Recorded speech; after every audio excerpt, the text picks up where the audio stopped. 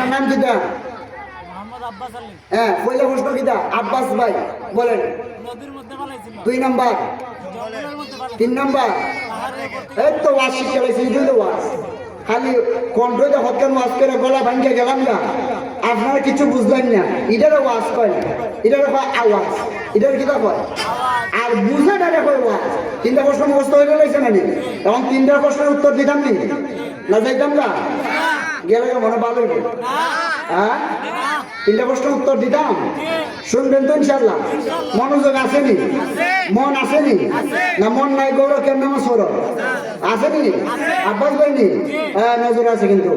উত্তর দিবেন। ওই ইকরামা ইবনে আবু জাহেলকে বলে আর কোনো প্রশ্ন করব না, 3টা প্রশ্নের জবাব দাও। 1 নম্বর প্রশ্ন হলো, তোমারে আমরা নদীর মধ্যে ফালাইলাম, নদীর মধ্যে পালাইলাম, হাত বান্ধিয়া পা বান্ধিয়া। আপনাদের এই জায়গার মধ্যে একটা নদী আছে না? আরে কত নৌকাতে দৌড়াইছি, এই জায়গার মধ্যে কত নৌকা দৌড়াইছি, পানির মধ্যে নামছি, কত খেলা খেলছি 7 বছর।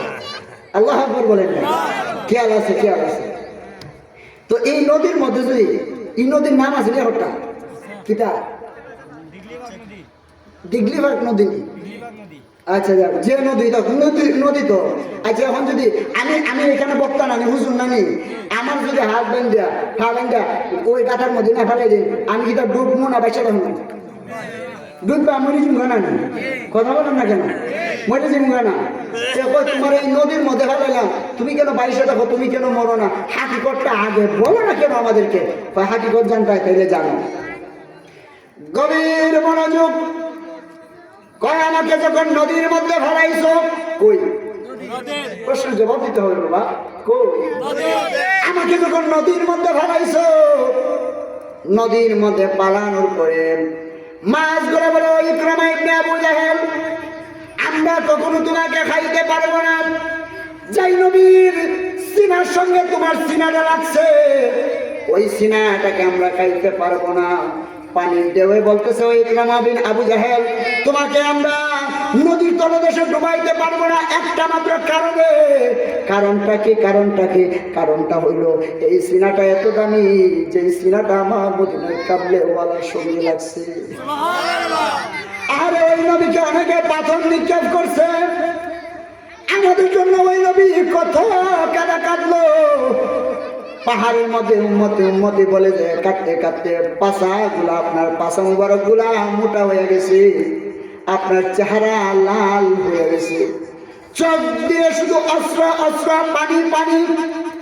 সাহাবায়ে কেরাম দেখে আল্লাহর হাবিব নূরে মুজাসসাম নবী পায়ের গোড়ালি মুবারক গুলা মোটা হয়ে গেছে, চেহারাটা লাল বর্ণ হয়ে গেছে, জবানের মধ্যে একটা আওয়াজ, এই আওয়াজটা অন্য কোনো না, অন্য কোনো শব্দ নয়, এই আওয়াজটা একটাই শব্দ, রব্বি হাবলি ইয়া উম্মতি। সুবহানাল্লাহ বলেন। একটাই শব্দ, রব্বি হাবলি উম্মতি। বেয়াদরা কি বলে নবী আমার মতো, নবী আমার মতো কখনো হতে পারে না। একটা মাত্র কারণে হতে পারে না, কারণ রসুল হলো নূরুন আলা নূর, রসুল হলো গায়েবের খবর দেনেওয়ালা। এইগুলো আমরা সকলে বিশ্বাস করি কি করি না? রসুল আমার মতো হতে পারে? হতে পারে। আচ্ছা, যদি কিছু সময়ের জন্য ধরেন রসুল আমাদের মতো, কিছু সময়ের জন্য ধরে রসুল আমাদের মতো, রসুল কি আমাদের মতো, এখন রসুল আমাদের মতো কিছু সময়ের জন্য করে। আচ্ছা, আমার বেলায় প্রস্রাব, নবীর বেলায় প্রস্রাব মোবারক কেন? এ মৌলবী, আমার বেলায় জুব্বা, নবীর বেলায় জুব্বা মোবারক কেন? আমার বেলায় পাগড়ি, নবীর বেলায় পাগড়ি মোবারক কেন?